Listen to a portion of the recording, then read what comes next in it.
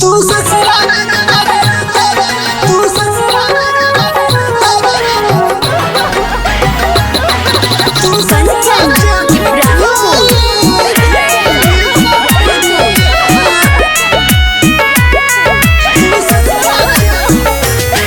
गे रही रही याद आबो बोलल तोहर बोलिया गे मिट्टी तोहर बोलिया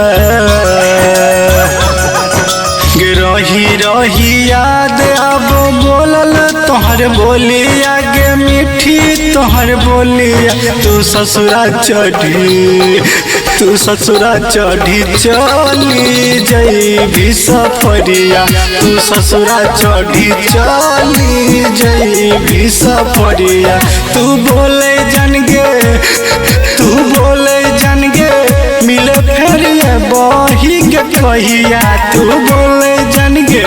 मिले फेर बही के कहिया तू ससुरा चढ़ी चली जइबी सफरिया तू ससुरा चढ़ी चली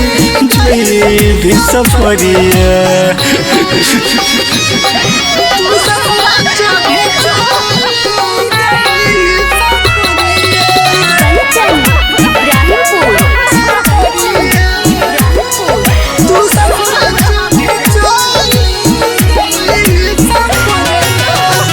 मिलल आबत रही नदिया किनारे पेन के सूट प्यार का जे कोन भूलल बहिया में झूलल याद अब फूल दियल का गे दिलवा में तू दई दिलही दर्दिया गे दिलवा में दई दिलही दर्दिया तू ससुरा चढ़ी चली जइबी सफरिया तू ससुरा चढ़ी चली जइबी सफरिया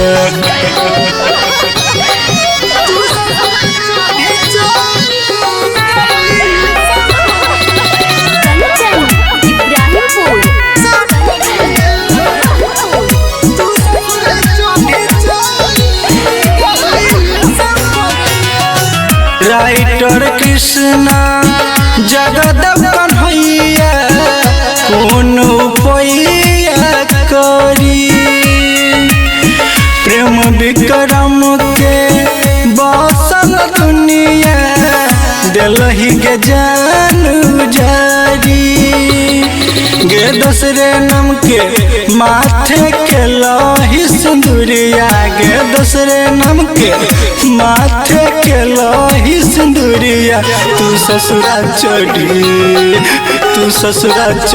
चली गइली सफरिया तू ससुरा चढ़ी चली गइली सफरिया।